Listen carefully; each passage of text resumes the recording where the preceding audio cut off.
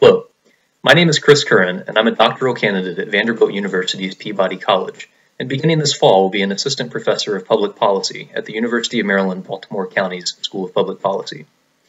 In this video brief, I will be talking about my upcoming paper in Education Policy Analysis Archives entitled Expanding Downward: Innovation, Diffusion, and State Policy Adoptions of Universal Preschool.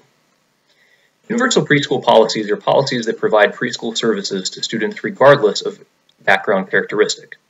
They contrast with targeted preschool programs such as Head Start that have qualifications such as income or other forms of disadvantage for participation. Now, preschool policies have gotten a lot of attention recently from policymakers. The 2013 State of the Union address by President Barack Obama specifically cited universal preschool as a goal. He noted, though, that this is a goal that will be achieved in conjunction with state policies. In this paper, I examined states that have adopted policies of universal preschool and the political precursors to such adoptions. The paper is framed within the theoretical framework of policy innovation and diffusion. This framework came out of early work by Walker and colleagues that identified interstate and intrastate characteristics that led to adoption of public policy. It gained more traction in the political science literature and the education literature throughout the 90s as Berry and Berry began to apply the methodological technique of event history analysis to the study of diffusion of policy adoption. In this paper, I follow in that trend by examining state adoptions of universal preschool policies. Specifically, I look at 5 different hypotheses.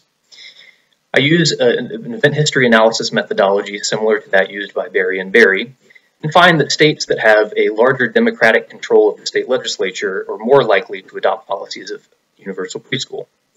In addition, I find that states that have had a targeted preschool program for a longer period of time are also more likely to adopt universal preschool policies. Findings of this study can speak to policymakers and policy entrepreneurs that hope to push the policy of universal preschool forward. Specifically, these results suggest that they may focus their efforts on states that currently have a large democratic control of the state legislature, or states that have had a long history of having a targeted preschool program in place. In the paper, I discuss other hypotheses that I don't find significant results for. In particular, the diffusion hypothesis, which suggests that states may adopt public policy in response to policies adopted by proximal states. In other words, a state like Tennessee might see policies in place in a state like Georgia and decide to emulate that policy. In my paper, I do not find that there's evidence of policy diffusion for universal preschool. However, I note certain limitations due to the number of adopters of universal preschool policies. I hope that this paper can provide an understanding and a framework as policymakers continue to think about the spread of universal preschool. It makes contributions to the political science literature and the education literature by helping us understand how the specific policy of universal preschool is adopted by states.